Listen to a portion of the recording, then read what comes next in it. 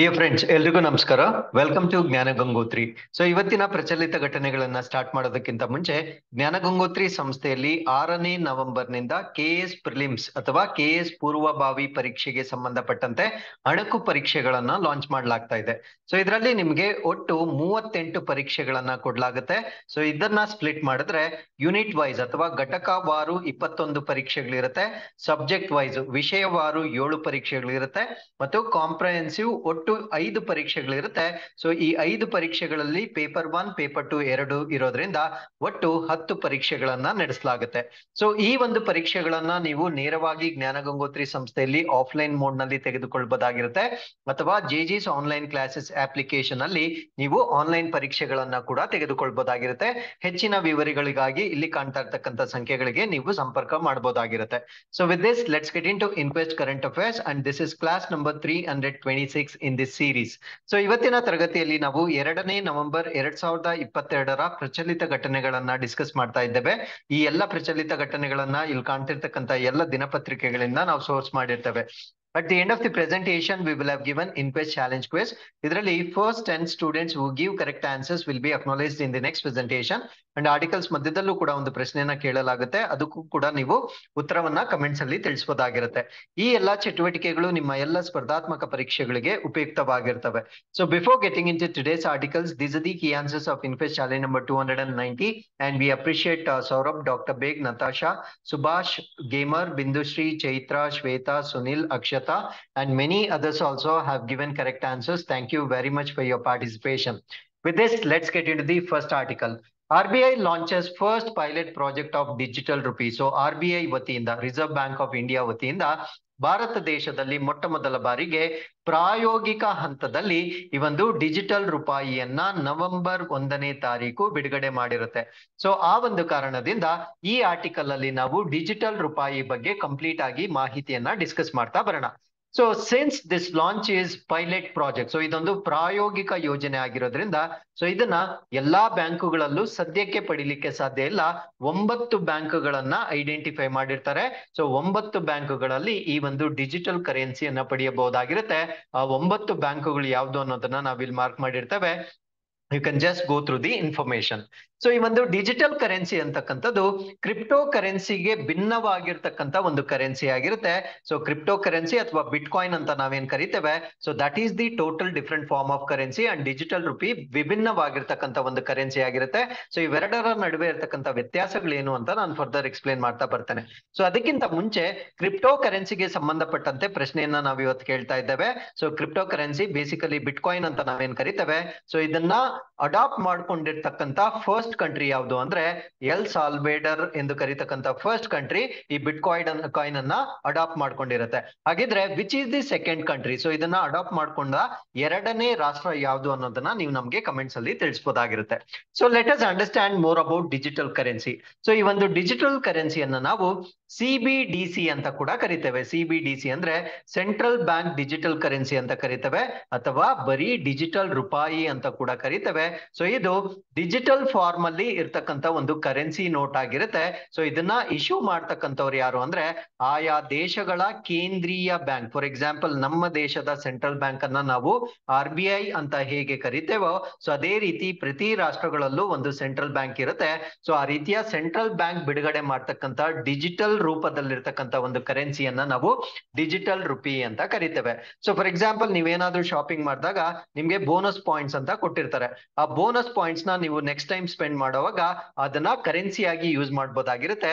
Digital rupee ಕೂಡ physically ನಮ್ಮ ಕೈಯಲ್ಲಿ ಇರೋದಿಲ್ಲ, ಬಟ್ ಅದು ನಮ್ಮ ಅಕೌಂಟ್ ಅಲ್ಲಿ ಸೇವ್ ಆಗ್ತಕ್ಕಂಥ ಒಂದು ಟ್ರಾನ್ಸಾಕ್ಷನ್ ಮೋಡ್ ಆಗಿರುತ್ತೆ. ಅದನ್ನ ನಾವು ಡಿಜಿಟಲ್ ಕರೆನ್ಸಿ ಅಂತ ಕರಿತೇವೆ.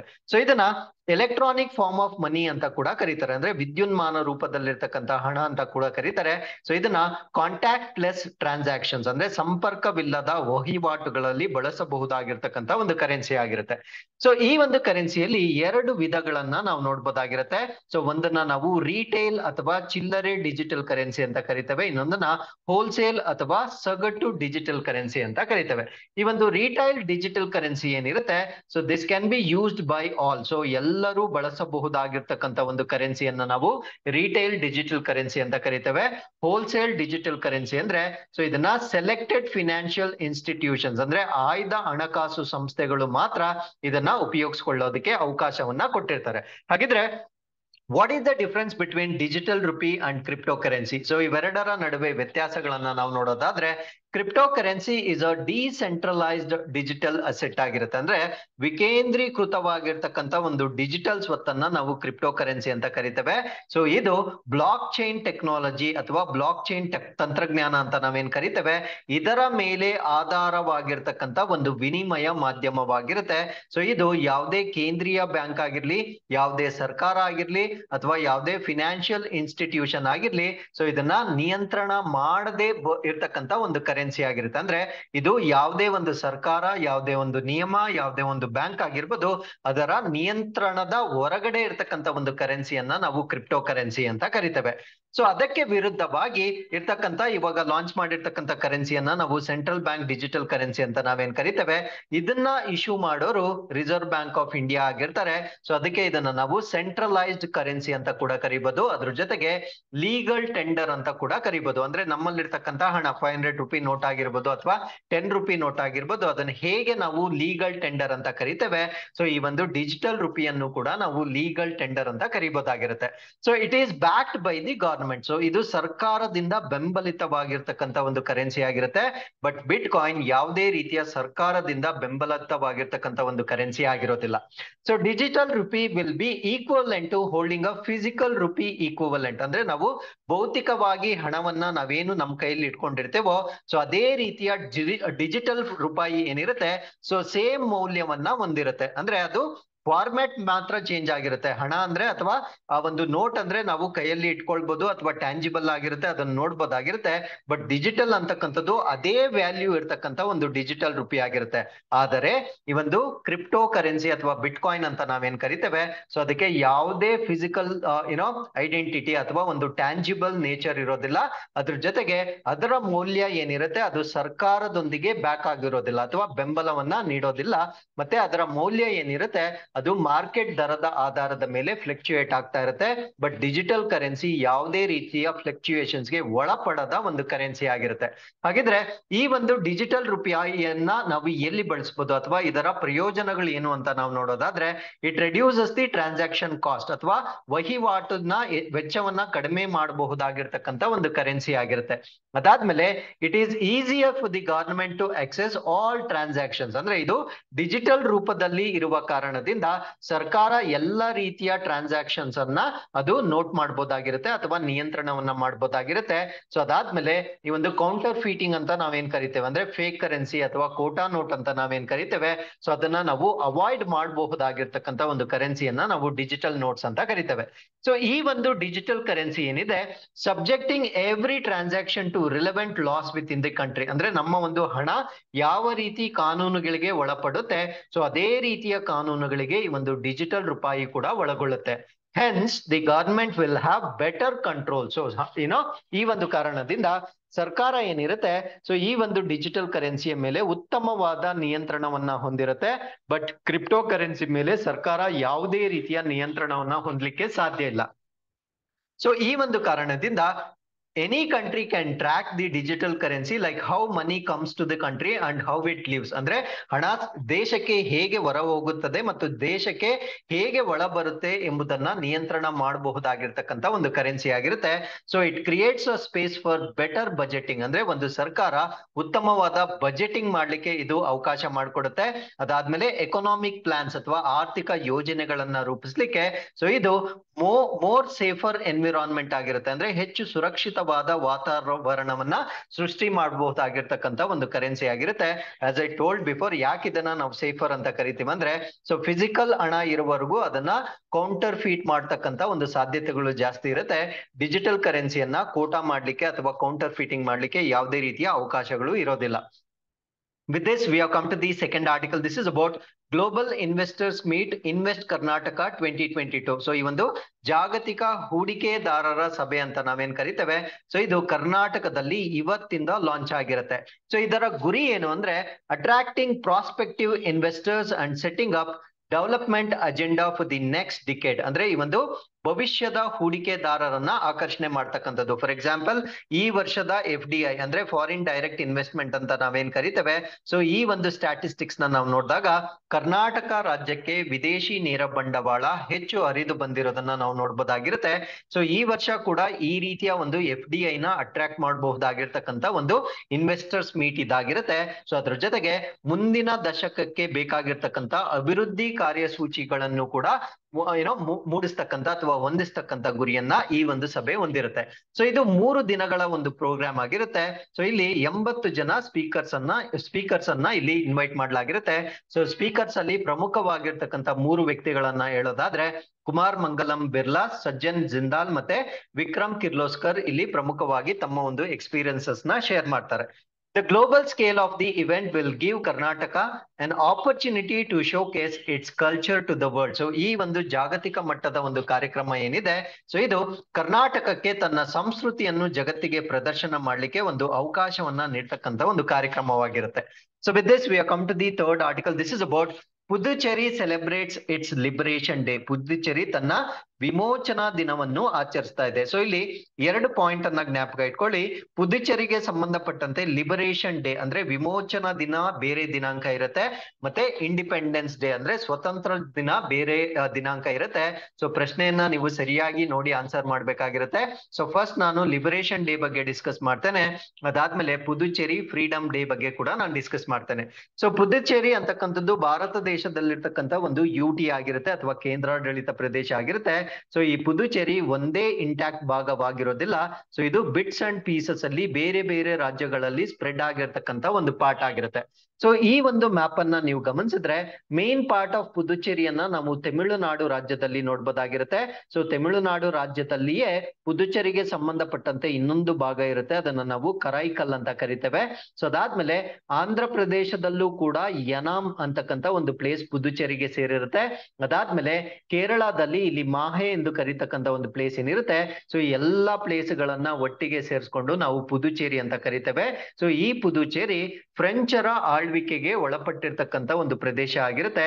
ಸೊ ಇದು 1947ರಲ್ಲಿ ಭಾರತಕ್ಕೆ ಏನ್ ಸ್ವಾತಂತ್ರ್ಯ ಬರುತ್ತೆ ಆಗ ಕೂಡ ಇದು ಭಾರತ ರಾಷ್ಟ್ರಕ್ಕೆ ಸೇರಿರೋದಿಲ್ಲ. ಸೊ ಈ ಒಂದು ಯೂನಿಯನ್ ಟೆರಿಟರಿ ಪುದುಚೇರಿ ಏನಿರುತ್ತೆ, ಇದು ತನ್ನ ಲಿಬರೇಷನ್ ಡೇ ಅಥವಾ ವಿಮೋಚನೆ ದಿನವನ್ನ ಪ್ರತಿ ವರ್ಷ ನವೆಂಬರ್ 1ನೇ ತಾರೀಕು ಆಚರಣೆ ಮಾಡುತ್ತೆ.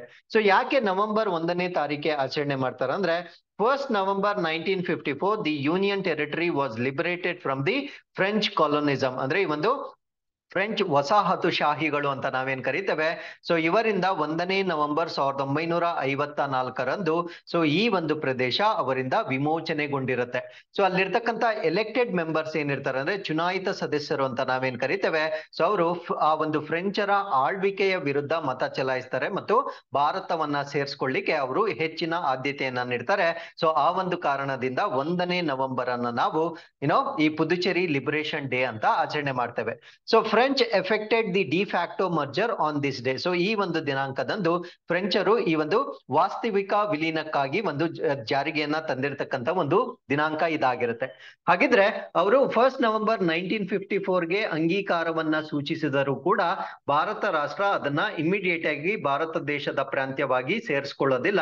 ಭಾರತ ರಾಷ್ಟ್ರ ಈ ಒಂದು ಪುದುಚೇರಿಯನ್ನ ಅಫಿಷಿಯಲಿ ಅಥವಾ ಲೀಗಲಿ ಭಾರತ ದೇಶದ ಪ್ರಾಂತ್ಯವಾಗಿ ಯಾವಾಗ ಸೇರಿಸ್ಕೊಳ್ಳುತ್ತಂದ್ರೆ 16ನೇ ಆಗಸ್ಟ್ 1962ರಲ್ಲಿ ಇದು ಭಾರತಕ್ಕೆ ತನ್ನ ಅಧಿಕೃತವಾಗಿ ಯೂನಿಯನ್ ಟೆರಿಟರಿ ಆಗಿ ಇದನ್ನ ಟ್ರಾನ್ಸ್ಫರ್ ಮಾಡ್ಕೊಳ್ಳುತ್ತೆ.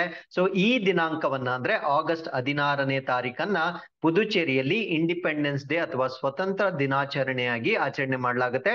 ಸೊ ಅದಕ್ಕೋಸ್ಕರನೇ ನಾನು ಮುಂಚೆ ಹೇಳಿದ್ದು ಲಿಬರೇಷನ್ ಡೇ ಅಂತ ಕೇಳಿದ್ರೆ 1ನೇ ನವೆಂಬರ್ ಅಂತ ಬರಿಬೇಕು, ಇಂಡಿಪೆಂಡೆನ್ಸ್ ಡೇ ಅಂತ ಕೇಳಿದ್ರೆ ಆಗಸ್ಟ್ 16 ಅಂತ ನಾವಿಲ್ಲಿ ಬರಿಬೇಕಾಗಿರುತ್ತೆ.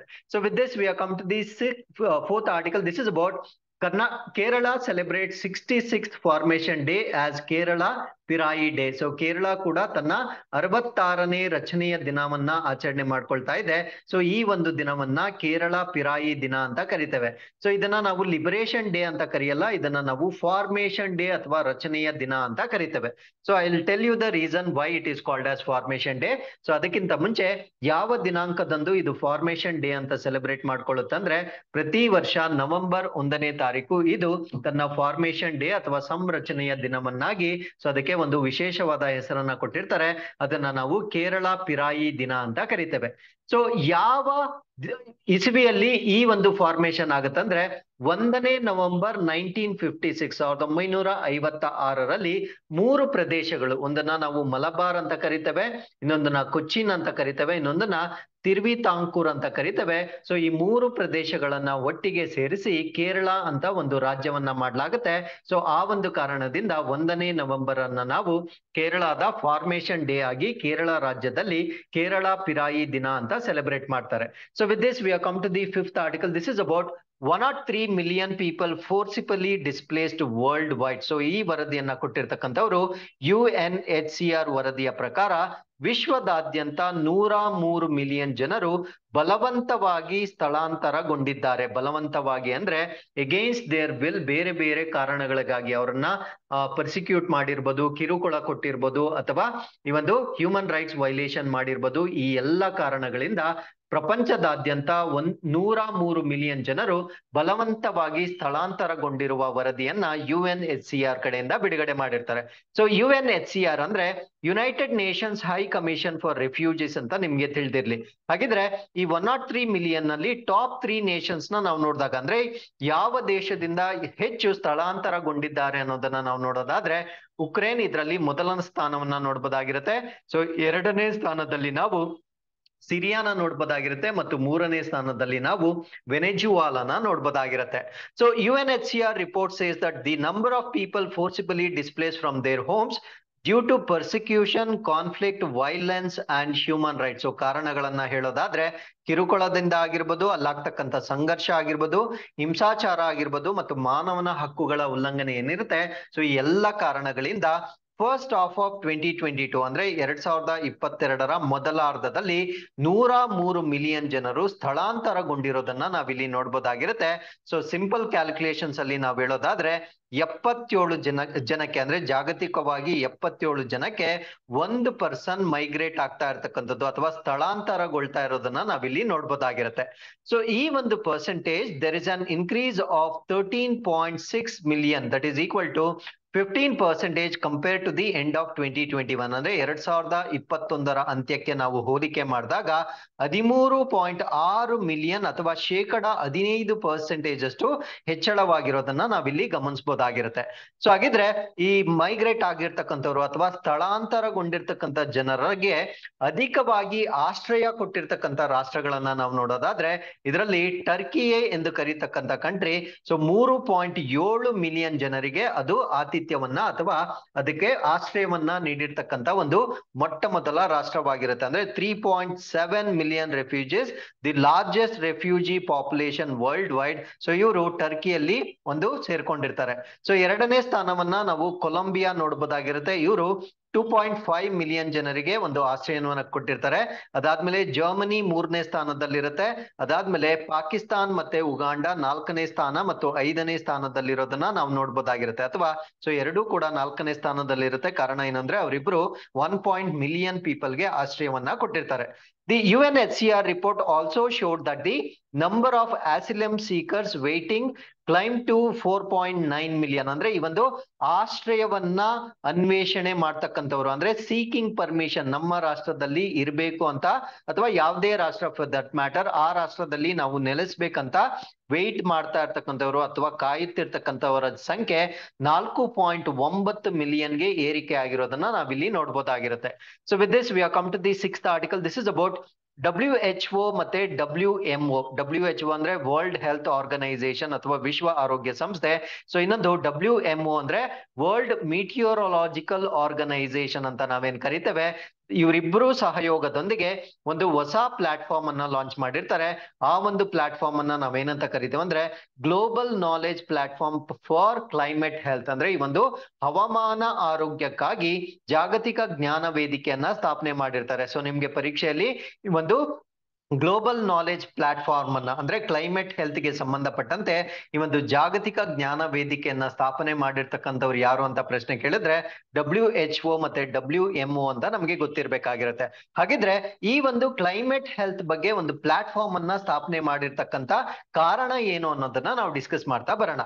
ಸೊ ಇವರಿಬ್ರು ಸೇರಿ ಇದ್ರ ಜೊತೆ ಇನ್ನೊಂದು ಟ್ರಸ್ಟ್ ಕೂಡ ಇರುತ್ತೆ, ಅದನ್ನ ನಾವು ವೆಲ್ಕಮ್ ಟ್ರಸ್ಟ್ ಅಂತ ಕರಿತೇವೆ.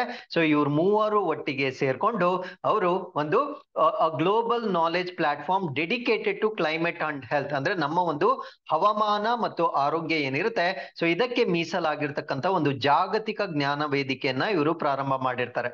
ಸೊ ಇದರ ಮೇನ್ ಪರ್ಪಸ್ ಏನು ಅಂದ್ರೆ to protect people from health risks of climate change and other environmental hazard. So ಇತ್ತೀಚೆಗೆ ನಾವು ನೋಡ್ತಾ ಇರೋ ಹಾಗೆ ಈ ಒಂದು ಹವಾಮಾನ ಬದಲಾವಣೆಗೆ ಸಂಬಂಧಪಟ್ಟಂತೆ ಸಾಕಷ್ಟು ಹೊಸ ಕಾಯಿಲೆಗಳನ್ನ ನೋಡ್ತಾ ಇದ್ದೇವೆ. ಅದಾದ್ಮೇಲೆ ಇತರ ಪರಿಸರ ಅಪಾಯಗಳಿಗೆ ಸಂಬಂಧಪಟ್ಟಂತೆ ಅನೇಕ ಆರೋಗ್ಯಗಳ ಅಪಾಯಗಳನ್ನ ನಾವು ನೋಡ್ತಾ ಇದ್ದೇವೆ. ಸೊ ಈ ಎಲ್ಲಾ ರೀತಿಯ ಅನಾರೋಗ್ಯಗಳಿಂದ ಜನರನ್ನ ರಕ್ಷಣೆ ಮಾಡ್ಲಿಕ್ಕೆ ಈ ರೀತಿಯ ಒಂದು ನಾಲೆಜ್ ಹಬ್ ಅನ್ನ ಇಬ್ಬರು ಸ್ಟಾರ್ಟ್ ಮಾಡಿರ್ತಾರೆ. So climate change, extreme weather events and environmental degradation ಅವರ ಒಂದು ಆರೋಗ್ಯದ ಮೇಲೆ ಈ ಒಂದು ವೈಪರೀತ್ಯಗಳೇನಿರುತ್ತೆ ಸೊ ಇವೆಲ್ಲ ಮಾನವನ ಆರೋಗ್ಯದ ಮೇಲೆ ಒಂದು ಅವರ ಯೋಗಕ್ಷೇಮದ ಮೇಲೆ ಪ್ರಭಾವವನ್ನ ಬೀರ್ತಾ ಇರ್ತಕ್ಕಂಥ ಅಂಶಗಳಾಗಿರ್ತವೆ. ಸೊ ಕಾರಣ ಏನು ಅಂದ್ರೆ whenever there is a change in climate there is a change in cleanliness of the air, safest drinking water ಅಲ್ಲಿ ಚೇಂಜ್ ಆಗುತ್ತೆ, ಫುಡ್ ಅಂಡ್ ಶೆಲ್ಟರ್ ಆಹಾರ ಮತ್ತು ಆಶ್ರಯದಲ್ಲಿ ಬದಲಾವಣೆಗಳಾಗುತ್ತೆ. ಸೊ ಇವೆಲ್ಲ ಬದಲಾವಣೆಗಳು ಆದಾಗ ಮಾನವನ ಆರೋಗ್ಯದ ಮೇಲೆ ಅದು ಇಂಪ್ಯಾಕ್ಟ್ ಆಗುತ್ತೆ.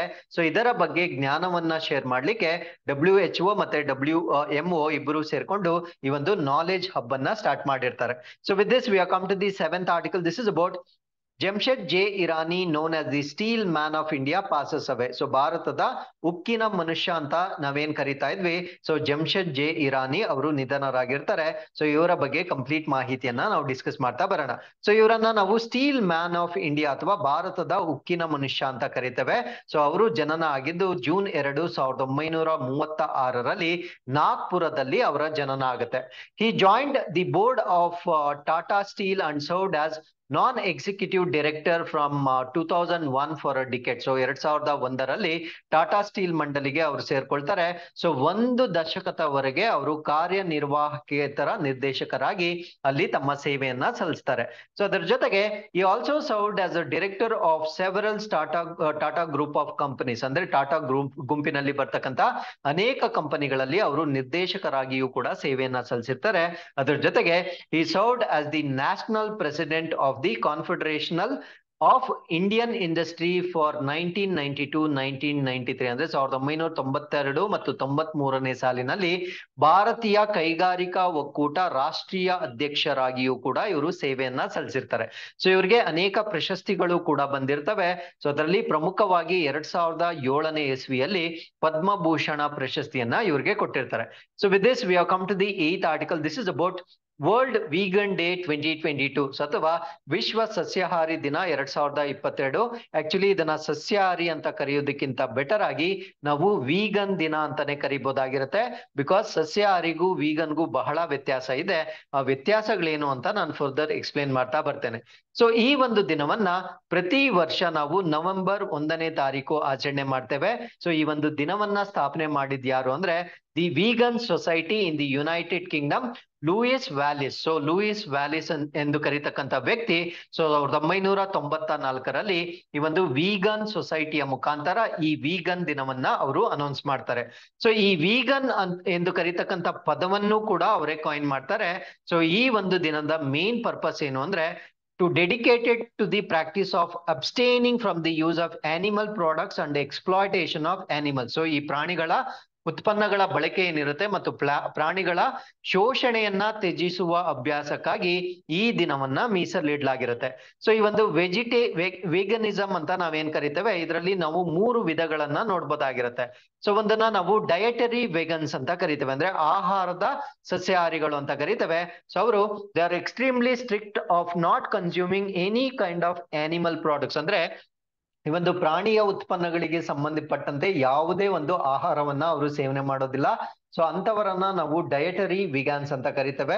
ಸೊ ಇವನ್ ಮಿಲ್ಕ್ ಪ್ರಾಡಕ್ಟ್ಸ್ ಅಂದ್ರೆ ಡೈರಿ ಉತ್ಪನ್ನಗಳನ್ನ ಕೂಡ ಅವರು ಕನ್ಸ್ಯೂಮ್ ಮಾಡೋದಿಲ್ಲ. ಕಾರಣ ಏನು ಅಂದ್ರೆ ಅದು ಹಸುವಿನಿಂದ ಬರ್ತಕ್ಕಂತ ಒಂದು ಪ್ರಾಡಕ್ಟ್ ಆಗಿರೋದ್ರಿಂದ ಸೊ ಅದನ್ನೂ ಕೂಡ ಅವರು ತ್ಯಜಿಸ್ತಾರೆ. ಆ ರೀತಿಯ ವೆಗಾನ್ಸ್ ಅನ್ನ ನಾವು ಡಯಟರಿ ವಿಗಾನ್ಸ್ ಅಂತ ಕರಿತೇವೆ. ಸೊ ಇನ್ನೊಂದು ಕ್ಯಾಟಗರಿಯನ್ನ ನಾವು ಎಥಿಕಲ್ ವಿಗಾನ್ಸ್ ಅಂತ ಕರಿತೇವೆ ಅಥವಾ ನೈತಿಕ ಸಸ್ಯಾಹಾರಿಗಳು ಅಂತ ಕರಿತೇವೆ.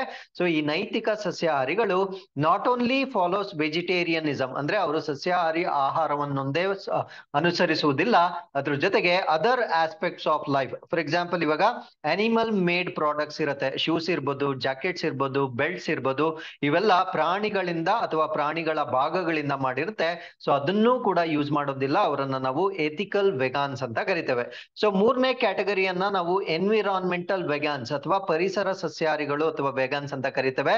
ಸೊ ಇವ್ರು ಏನ್ ಮಾಡ್ತಾರಂದ್ರೆ they avoid animal products on the premise of industrial farming, ಅಂದ್ರೆ ಕೈಗಾರಿಕಾ ಕೃಷಿ, ಅಂದ್ರೆ ದೊಡ್ಡ ಪ್ರಮಾಣದಲ್ಲಿ ಈ ಒಂದು ಪ್ರಾಣಿಗಳನ್ನ ಸಾಕಣೆ ಮಾಡ್ತಾರಲ್ವಾ, ಅದರ ವಿರುದ್ಧವಾಗಿ ಅವರು ಪ್ರೊಟೆಸ್ಟ್ ಮಾಡ್ತಾರೆ. ಸೊ ಈ ರೀತಿಯ ಗ್ರೂಪ್ ಅನ್ನ ನಾವು ಎನ್ವಿರಾನ್ಮೆಂಟಲ್ ವಿಗಾನ್ಸ್ ಅಂತ ಕರಿತೇವೆ. ಫಾರ್ ಎಕ್ಸಾಂಪಲ್, ಇವಾಗ ಹೈನುಗಾರಿಕೆ ಮಾಡಿದಾಗ ಅದರಿಂದ ಮೀಥೇನ್ ರಿಲೀಸ್ ಆಗುತ್ತೆ. ಈ ಒಂದು ಮೀಥೇನ್ ನಮ್ಮ ಒಂದು ಸಮಾಜಕ್ಕೆ ಅಥವಾ ನಮ್ಮ ಒಂದು ಪರಿಸರಕ್ಕೆ ಹಾನಿಕಾರವಾಗಿರುತ್ತೆ. ಸೊ ಇದನ್ನೂ ಕೂಡ ವಿರೋಧ ಮಾಡ್ತಕ್ಕಂಥವ್ರನ್ನ ನಾವು ಎನ್ವಿರಾನ್ಮೆಂಟಲ್ ವಿಗಾನ್ಸ್ ಅಂತ ಕರಿತೇವೆ. ಸೊ ಅದಕ್ಕೆ ನಾನು ಮುಂಚೆ ಹೇಳಿದ್ದು ವೆಜಿಟೇರಿಯನ್ಗೂ ವೆಗಾನ್ಗೂ ವ್ಯತ್ಯಾಸ ಇರುತ್ತೆ. ಯಾಕಂದ್ರೆ ವೆಜಿಟೇರಿಯನ್ ಅಂದ್ರೆ ಅವರು ಅನಿಮಲ್ ಪ್ರಾಡಕ್ಟ್ಸ್ ಅಥವಾ ಹಾಲಿನ ಉತ್ಪನ್ನಗಳನ್ನ ಸೇವನೆ ಮಾಡ್ತಾರೆ. ವಿಗಾನ್ ಎಂದು ಕರಿತಕ್ಕಂತ ಇವರು ಆ ಪ್ರಾಡಕ್ಟ್ಸ್ ನ ಕೂಡ ಅವರು ಯೂಸ್ ಮಾಡೋದಿಲ್ಲ. ಅದಕ್ಕೆ ಅವ್ರನ್ನ ನಾವು ವೆಗಾನ್ಸ್ ಅಂತ ಕರಿತೇವೆ. So with this we are come to the 9th article. This is about UGC declares to observe Bharatiya Bhasha Utsav on December 11. So in ಮುಂದೆ ಪ್ರತಿ ವರ್ಷ ಡಿಸೆಂಬರ್ 11ನೇ ತಾರೀಕಿನಂದು ಭಾರತೀಯ ಭಾಷಾ ಉತ್ಸವ ಅಂತ ನಾವು ಆಚರಣೆ ಮಾಡ್ತೇವೆ. ಸೊ ಇದನ್ನ ಅನೌನ್ಸ್ ಮಾಡಿರತಕ್ಕಂಥವ್ರು ಯಾರು ಅಂದ್ರೆ UGC ಅಥವಾ ಯೂನಿವರ್ಸಿಟಿ ಗ್ರಾಂಟ್ಸ್ ಕಮಿಷನ್ ವತಿಯಿಂದ ಈ ದಿನವನ್ನ ಅನೌನ್ಸ್ ಮಾಡಿರ್ತಾರೆ. ಸೊ ಈ ದಿನವನ್ನ ನಾವೇನಂತ ಕರಿತೇವೆ ಅಂದ್ರೆ ಭಾರತೀಯ ಭಾಷಾ ದಿವಸ್ ಅಥವಾ ಭಾರತೀಯ ಭಾಷಾ ದಿನ ಅಂತ ಕರಿತೇವೆ. ಸೊ ಇದರ ಪ್ರಮುಖವಾದ ಗುರಿ ಏನು ಅಂದ್ರೆ to create language harmony and develop conducive environment for learning Indian languages, ಅಂದ್ರೆ ಭಾಷಾ ಸಾಮರಸ್ಯವನ್ನ ಸೃಷ್ಟಿಸ್ತಕ್ಕಂಥದ್ದು. ಯಾಕಂದ್ರೆ ಭಾಷೆಗೆ ಸಂಬಂಧಪಟ್ಟಂತೆ ಅನೇಕ ಒಂದು ಸಂಘರ್ಷಗಳನ್ನ ಆಗೋದನ್ನ ನಾವು ನೋಡ್ಬೋದಾಗಿರುತ್ತೆ. ಸೊ ಆ ರೀತಿಯ ಸಾಮರಸ್ಯವನ್ನ ನಾವು ಕಾಪಾಡ್ಲಿಕ್ಕೆ ಈ ದಿನವನ್ನ ಆಚರಣೆ ಮಾಡ್ಬೇಕಾಗಿರುತ್ತೆ. ಅದ್ರ ಜೊತೆಗೆ ಭಾರತೀಯ ಭಾಷೆಗಳನ್ನ ಕಲೀಲಿಕ್ಕೆ ಅನುಕೂಲಕರವಾದ ವಾತಾವರಣವನ್ನ ಅಭಿವೃದ್ಧಿ ಪಡಿಸ್ತಕ್ಕಂಥದ್ದು ಈ ಒಂದು ದಿನದ ಪ್ರಮುಖವಾದ ಗುರಿಯಾಗಿರುತ್ತೆ. So this also marks the birth anniversary of the poet Subramania Bharati. So ಈ ಸುಬ್ರಹ್ಮಣ್ಯ ಭಾರತಿ ಎಂದು ಕರೀತಕ್ಕಂತ ಕವಿ, ತಮಿಳು ಕವಿ ಆಗಿರ್ತಾರೆ. ಸೊ ಇವರ ಜನ್ಮ ದಿನ ಕೂಡ ಇದಾಗಿರುತ್ತೆ.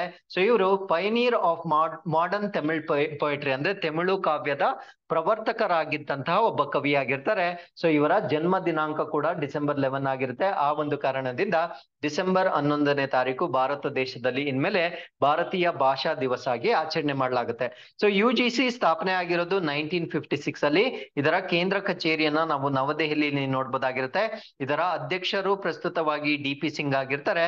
ಸೊ ಇದರ ಫಸ್ಟ್ ಎಕ್ಸಿಕ್ಯೂಟಿವ್ ಅಥವಾ ಮೊದಲ ಕಾರ್ಯಕಾರಿಣಿ ಶಾಂತಿ ಸ್ವರೂಪ್ ಭಟ್ನಾಕರ್ ಆಗಿರ್ತಾರೆ. So with this we are come to the 10th article. This is about MT Masudevan Nair chosen for Kerala's first highest state level award. So Kerala, ಇದರಲ್ಲಿ 2 ಸುದ್ದಿಗಳಿರುತ್ತೆ. ಕೇರಳದವರು ಮೊಟ್ಟ ಮೊದಲ ಬಾರಿಗೆ ತನ್ನ ರಾಜ್ಯದ ಅತ್ಯುನ್ನತ ರಾಜ್ಯ ಮಟ್ಟದ ಪ್ರಶಸ್ತಿಯನ್ನ ಅವರು ಸ್ಟಾರ್ಟ್ ಮಾಡಿರ್ತಾರೆ.